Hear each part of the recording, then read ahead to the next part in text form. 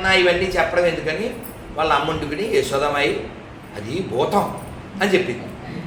అవునా అని ఒక క్షణం ఏమీ తెలియనట్టుండి ఆవిడ అలా చెల్లుతుంటే ఆ ముద్ద అలా పట్టుకుంటే అమ్మా భూతాన్ని మింగేశాను మనకేం కాదని యశోద అనుకుంది. ఇలాంటి కృష్ణుడు చాలా అల్లరి చేస్తూ వాళ్ళ ఇళ్లల్లో తినేసి వాళ్ళ మూతులకే వెన్న రాసేసి వాళ్ళ అంటే చాగంటి గారు ఒకసారి చెప్తారు, ఇతను వెన్నకొండలో వెతుకుతున్నాడు, అది కొంచెం పెద్దదే చేయి కిందకెళ్ళలో అదే ఏంట్రా చేయి పట్టుకున్నాడు ఇంతే ఏం చేస్తున్నారు అంటే ఇప్పుడు మామూలుగా ఎవరైనా దొరికితే భయపడతారు కదా సీరియస్గా మా దూడ తప్పిపోయింది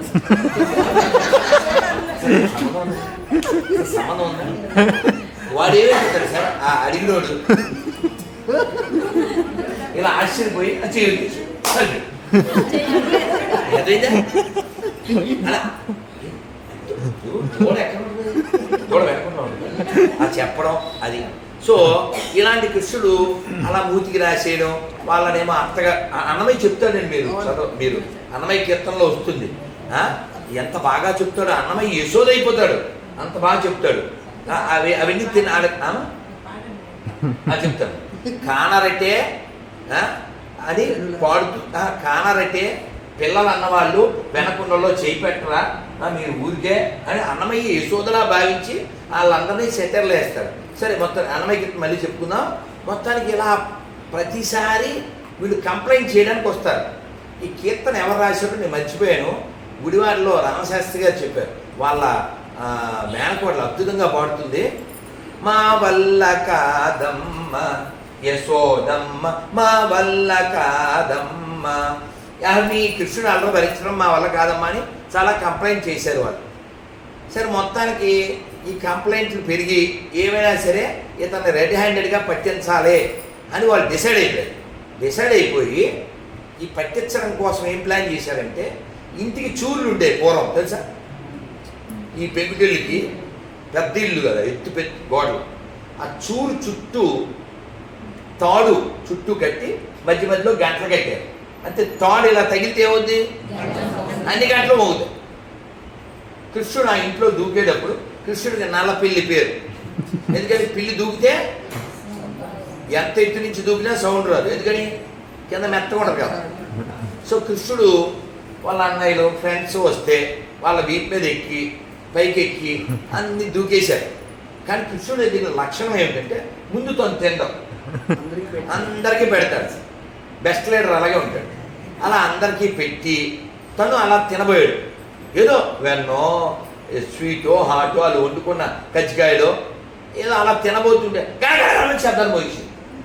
ఎప్పుడైతే శబ్దాలు వచ్చేసినాయో వెంటనే ఈ గోపికలు అందరూ వచ్చేసి ఎవడు దొరికితే ఆయన కొట్టేస్తూ ఎవడు దొరికితే ఆయన్ని పట్టేసుకుందామనే ప్లాన్లో ఉన్నారు. వీళ్ళంతా అమ్మో గంటల పోయి వీళ్ళు వచ్చేసి పారిపోయారు. పెద్ద గుమ్మం ఒకటి ఉంది, కిటికీ ఉంది, అందరూ దూకేశారు.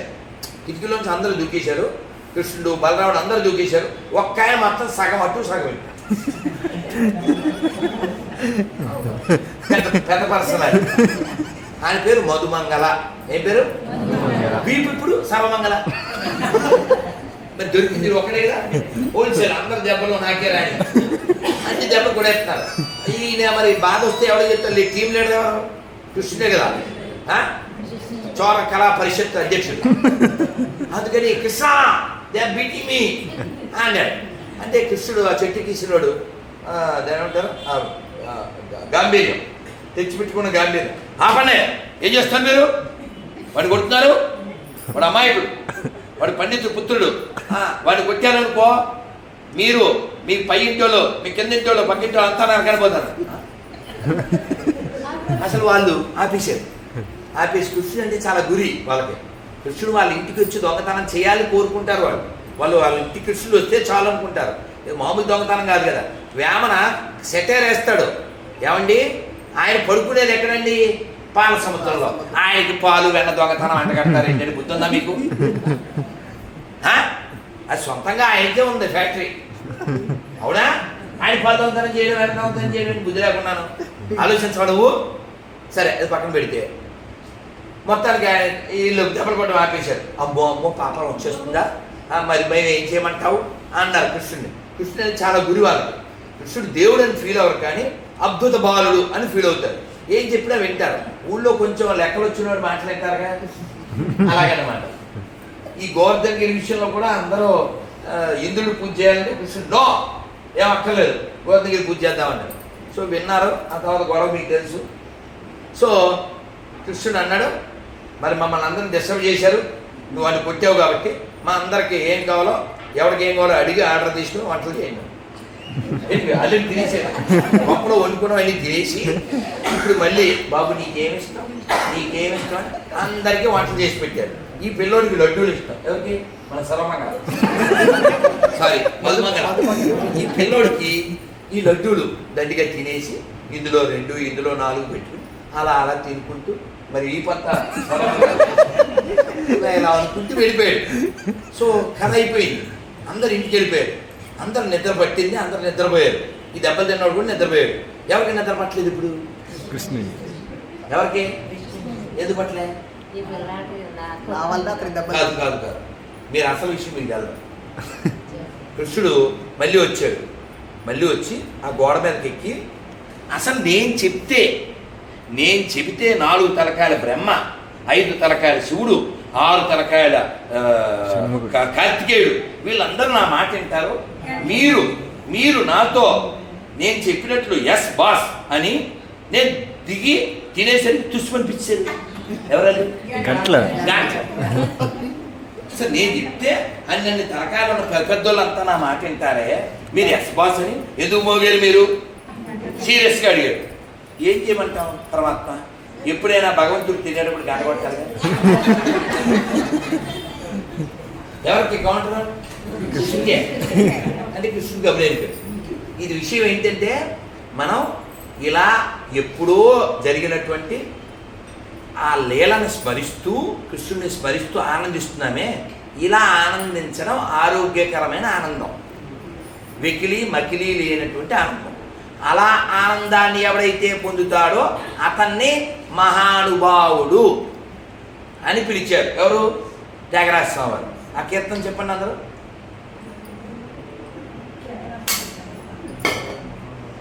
అమ్మ మీరు గాయకులు కాకపోయినా పాడండి. అందులో చెప్తారు, చందును వర్ణుని అందా చందమును హృదయారవిందమున జూచి బ్రహ్మానందమనుభవించు వారెందరో మహాను బావులు. అందరికీ వందనములెందరో మహాను బావులు. మనం ఆ స్థితికి వెళ్ళాలి. దీన్ని సంస్కృతంలో చెప్పండి అందరూ. నందతి నందతి నందతి నిత్యం.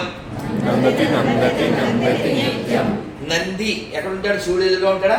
సంతోషంగా ఉంటాడు. అవునా? అవునా? అలా గంభీరంగా ఉంటాడు. మనం కూడా సంతోషంగా ఆనందంగా ఉండాలి. ఆనందంగా ఉన్నవాడినే నందుడు అంటారు. ఆనందం ఎప్పుడు వస్తుంది? జంజాటం లేకపోతే వస్తుంది.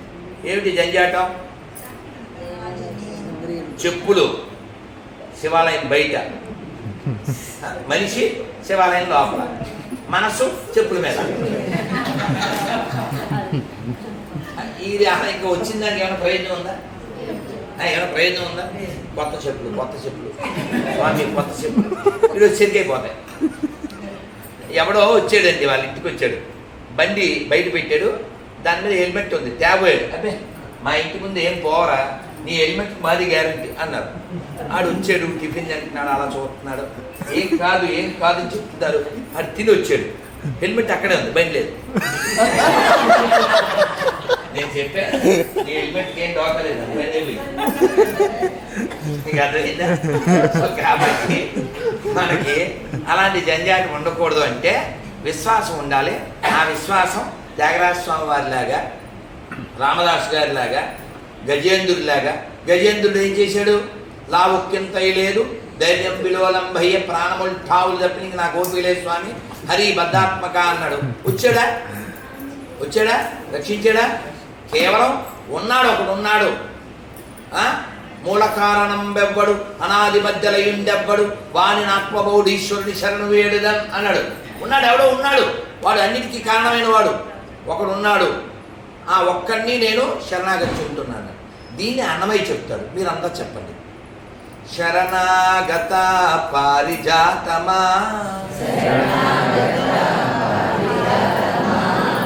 వరుణ సురుల పాలి భూతమా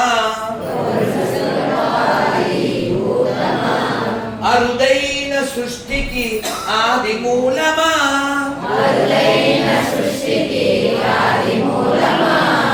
అరుదైన సృష్టికి ఆది మూలమా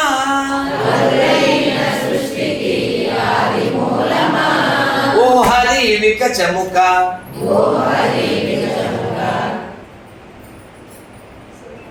మంగళము నీకు సర్వేశ్వర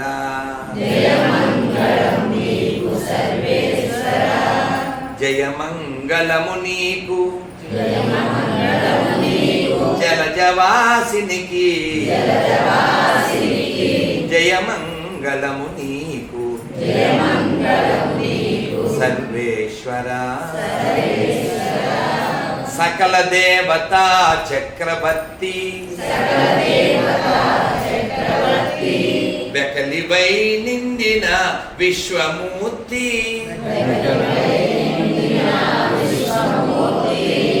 అకలంకమైన దయానిధి అకలంకమైన దయానిధి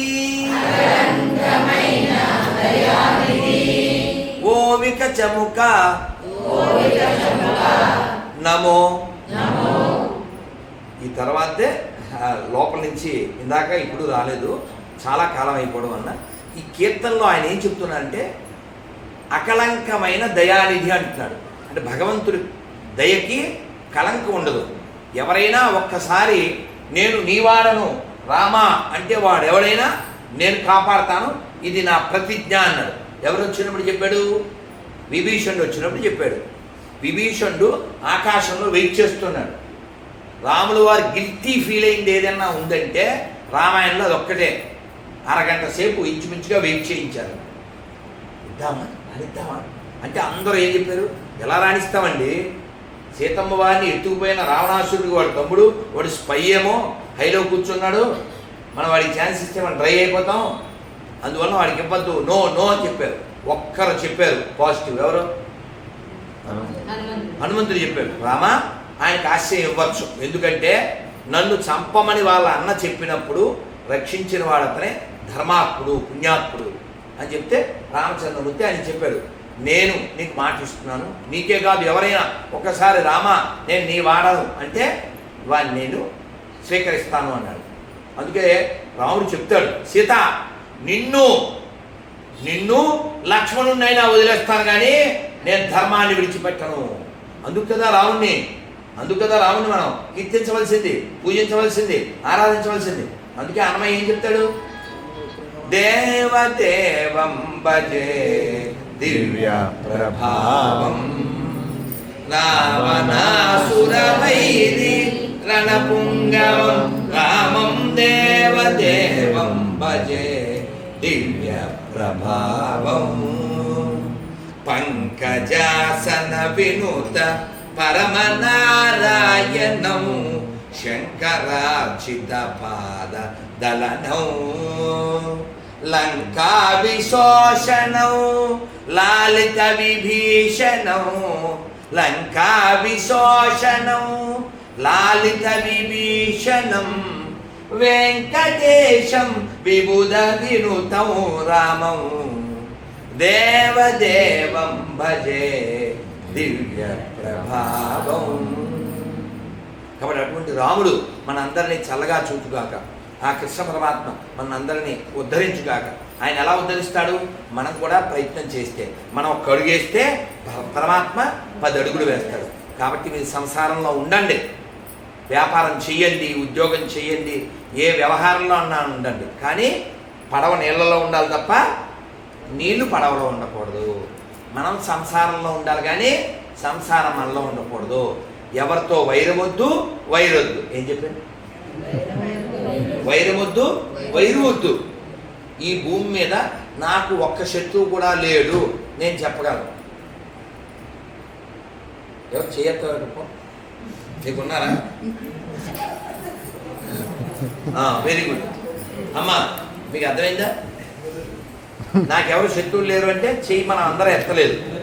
నేను ఇలా అంటే నన్ను ఇంటర్వ్యూ చేసే యాంకర్ అన్నారు, మీరు అలా చెప్పడం కుదరదేమో అన్న. ఎందుకని? మీరు పొద్దున్న లేస్తే గొర్రెలు వేసుకుంటారు, గొర్రెలు అందరూ నేను మిమ్మల్ని అంటుంటారు మీరు అన్నారు. అంటే నేను చెప్పాను, వాళ్ళని ఎవరిని నేను శత్రువుగా భావించట్లేదు.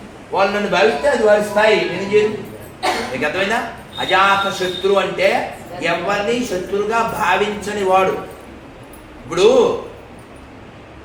ధర్మరాజు గారికి ఎవరు శత్రువులు లేరు, అజాత శత్రువు. ధర్మరాజు ఎవరిని శత్రువు అని భావించడు. మరి దుర్యోధన దృష్టిలో ధర్మరాజు శత్రువే, అది వాడి స్థాయి. కాబట్టి మీరెవరితో వైరవద్దు, వైరొద్దు. అర్థమైందా? వైరం ఉంటే ఏమవుతుంది? కొడుకులు పుడతారు కొందరు, అస్సలు మాట్లాడరు. నువ్వు కొడుకోదావు, నా కొడుకు అసలు మాట్లాడాడు. వాళ్ళ నాన్న ఇంకా అసలు మామూలుగా కాదు, రాజ్య అంపాన్ని పెట్టేస్తుంటాడు. మనశ్శాంతి ఉండదు ఆ నాన్నకి. ఎందుకంటే ఆడు గత జన్మలో ఆడు తణుకు వేలిపోరు దూరం ఇద్దరు శత్రువులను వీడి పగ చేత ఆడి కొడుకు పుట్టేస్తాడు. ఆ నాన్న ఏం చెప్పినా చేయలేదు. వాళ్ళ నాన్న మనశ్శాంతి పోగొట్టమే వీడి లక్ష్యం. ఆడు శత్రు పుత్రుడు. చాగంటి గారు చెప్తారు, కొందరు గురుపుత్రులు ఉంటారు.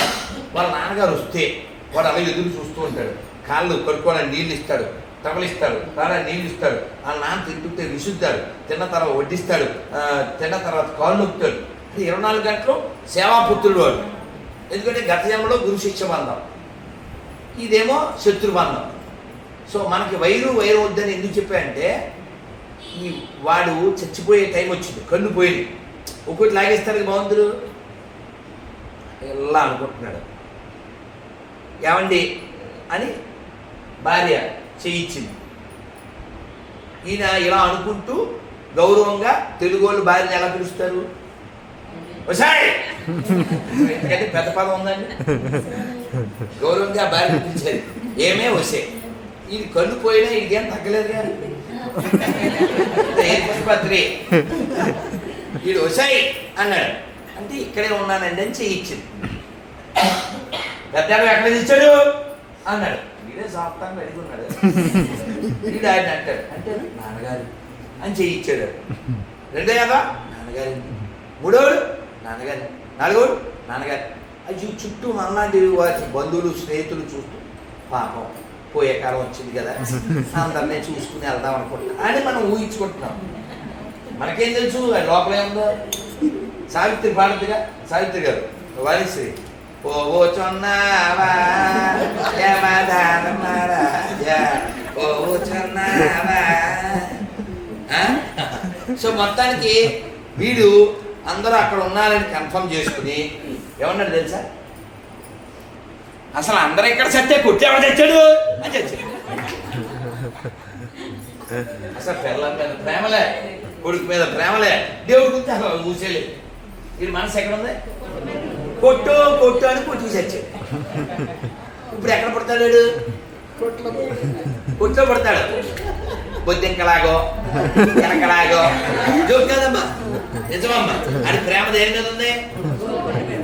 అందుకని వాడు అలా పుట్టి. కొంతమంది ఉంటారా ఇల్లు కట్టుకుంటారా, ఇల్లు ఎంత ప్రేమ అంటే వాళ్ళకి మచ్చబట్టే తుడిచేస్తారు, అంత ప్రేమించేస్తారు ఇంటిని. అలా ప్రేమించేస్తే వాడు ఆ ప్రేమ చేత దాని మీదే అలా తిరిగే బల్లిలా నేను వీడని నీడను నేను, నీకై కట్టిన గోడను నేను. జోక్ కదమ్మా, అంత ప్రేమించేయకూడదు. దీన్నే ప్రేమించకూడదు, వాడుకోవాలి. దీన్ని వాడుకోవాలి. ఇది ఒళ్ళు, ఇది ఇల్లు. ఫైనల్ గా ఇల్లు ఎప్పుడు తీసుకొస్తాడు బిల్లు, అప్పుడు ఉండదు థ్రిల్లు. అదైందన్నా, అదైందా? అందుకని మనం ఈ భూమి మీద ప్రేమించవలసిన ఒకే ఒక వస్తువు పరమాత్మ. ఆయనే మనకి లుక్ ఇచ్చాడు, ఈ బుక్ ఇచ్చాడు. రామ కృష్ణ గోవింద అనగలిగే హక్కు ఇచ్చాడు. కుక్కలతో చెప్పేసుకోవా, మేకలతో చెప్పేసుకోవా? మనమే చెప్పగలం. గట్టిగా చెప్పండి, గోవింద గోవింద గోవింద గోవింద గోవింద గోవింద అనగలిగితే మన జన్మ ధన్యం, మనకి పుణ్యం. కాబట్టి అందరం భగవన్నామని చెప్పుకుంటూ ఉందాం. ఈ ప్రపంచంలో ఉన్నా కూడా ప్రపంచం మనలో లేకుండా ఆనందంగా మన హృదయాన్ని పరమాత్మ యొక్క రూపం మీద, పరమాత్మ యొక్క లీలల మీద, పరమాత్మ యొక్క నామం మీద పెడుతూ కూర్చున్నా నించున్నా నామం చెబుతూ ఉందాం. వంట చేస్తున్నాం, వాసుదేవ వాసుదేవ అనుకుంటూ చేయండి. కృష్ణ గోవింద నారాయణ మాధవ అనుకుంటూ చేయండి. చక్కగా అన్నమయ్య ఎన్ని పాటలు ఇచ్చాడు, ఏదో వింటూ చేయండి, అంటూ చేయండి. అది మానేసేసి మొగల రేకులు, పూస రేకులు, ఫైనల్గా పోరంబోకులు. మరి అంతేగా ఎందుకవి? ఏం మనకు వస్తుందా, వచ్చేదా? అందుకని చక్కగా మాధవ కేశవ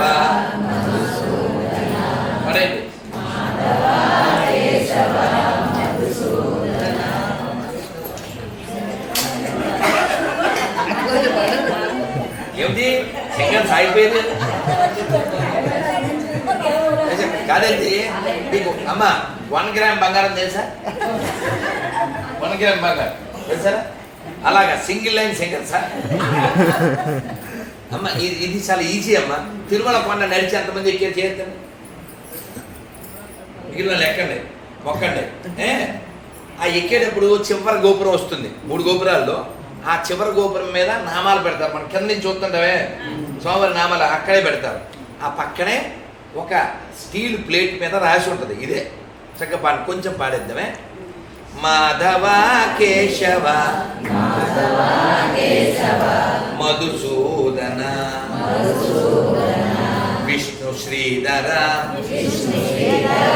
పదనకం చింతయామి యూయం చింతయామి యూయం మాధవ కేశవ మధుసూదన వామన గోవింద వాసుదేవ ప్రద్యుమ్న వామన గోవింద వాసుదేవ ప్రద్యుమ్న రామ రామ రామ నారాయణాచ్యుత వామన గోవింద వాసుదేవ ప్రద్యుమ్న రామ రామ రామ నారాయణాచ్యుత నరసింహ ఋషికేశ నగదరాతి విక్రమ నరసింహ ఋషికేశ నగదరాత్రి విక్రమ శరణాగత త్రాణ శరణాగత త్రాణ జయ జయ సేవే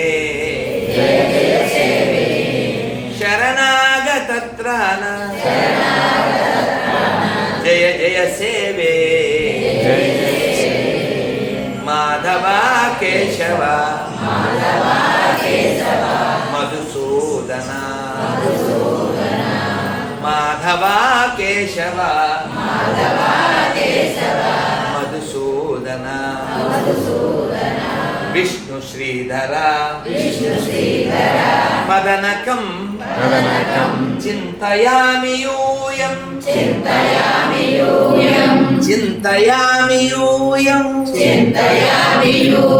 ఏడుకొండలవాడా వెంకటరమణ గోవింద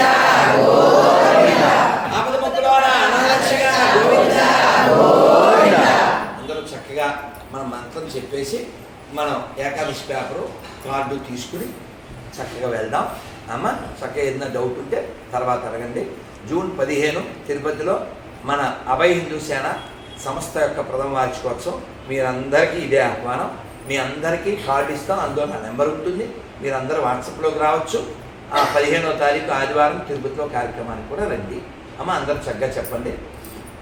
మనకింత వసతి ఇచ్చి ఈ ప్లేస్లో మనకింత జాయ్ఫుల్గా ఈ కాలాన్ని సద్వినియోగం చేయడానికి కారణమైనటువంటి ఉషా మేడం గారికి, డాక్టర్ గారికి, ఆవిడ కన్న వాళ్ళ అమ్మగారికి, వాళ్ళ నాన్నగారికి గట్టిగా వారి యొక్క కుటుంబం అంతా బాగుండాలని కోరుకుంటూ గట్టిగా 3 సార్లు చెప్పండి. హరి బోల్, హరి బోల్, హరి బోల్, హరి హరి బోల్, హరి హరి బోల్. గుర్తుపెట్టుకోండి, శాపము అంటే ఇలా కిందే వాటర్ బాటిల్ తీసేసి ఎక్కించేది కాదు. ఆశీర్వచనం అంటే అక్షతలు తీసి ఇలా వేయడం కాదు. మనని చూసి సంతోషపడతారే అది ఆశీర్వచనం. ఎవడాయుడు అనుకుంటారే అది శాపం. మిగతాయిందా? ఒక మంచివాడు మనని చూసి సంతోషపడితే అది ఆశీర్వచనం. అక్షతలు ఏమీ వేసే ఎక్కర్లేదు, వాటర్ తీసి చల్లి ఎక్కర్లేదు. అదైందా?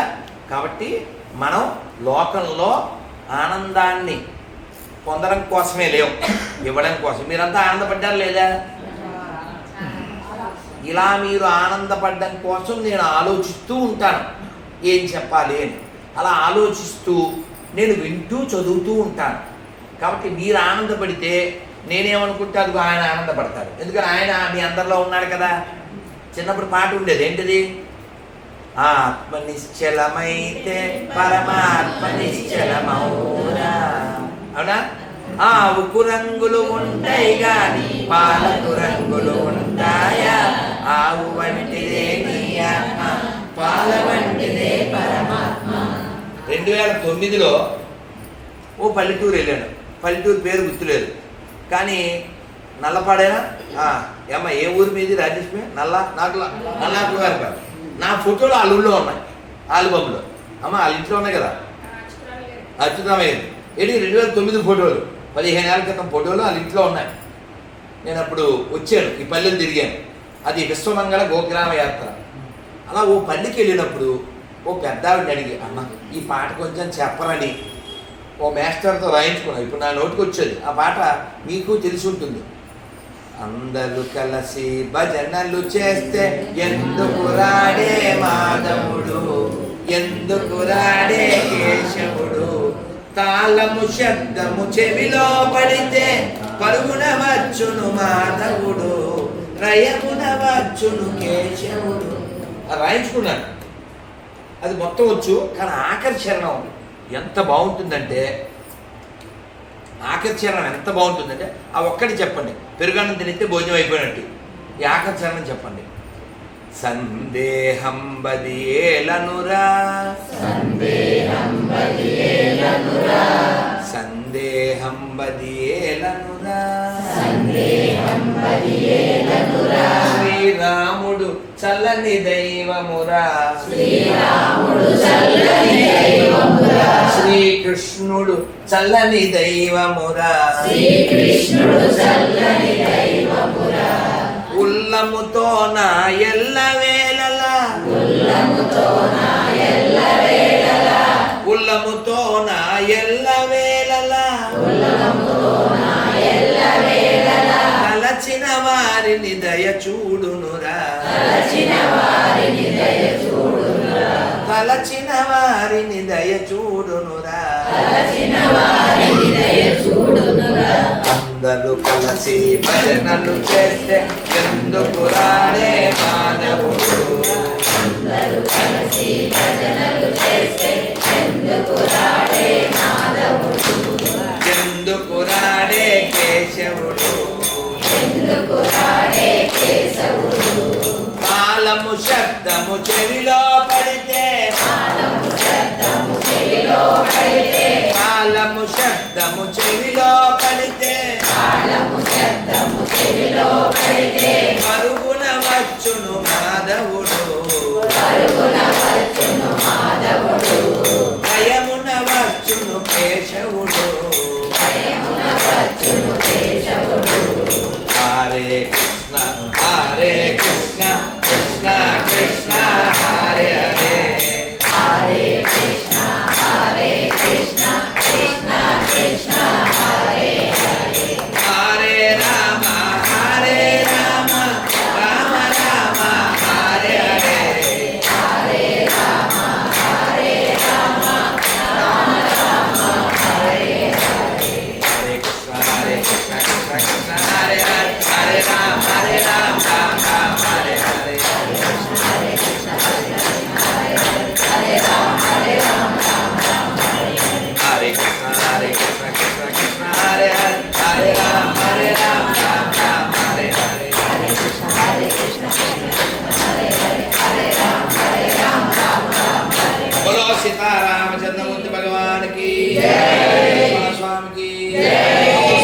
హనుమానికి జై. బోలో బృందావన విహారీ లాల్కి జై శ్రీరామ్. జై శ్రీరామ్. అందరూ నమస్కారం మొదలు పెట్టండి, చక్కగా మంత్రం చెప్పండి.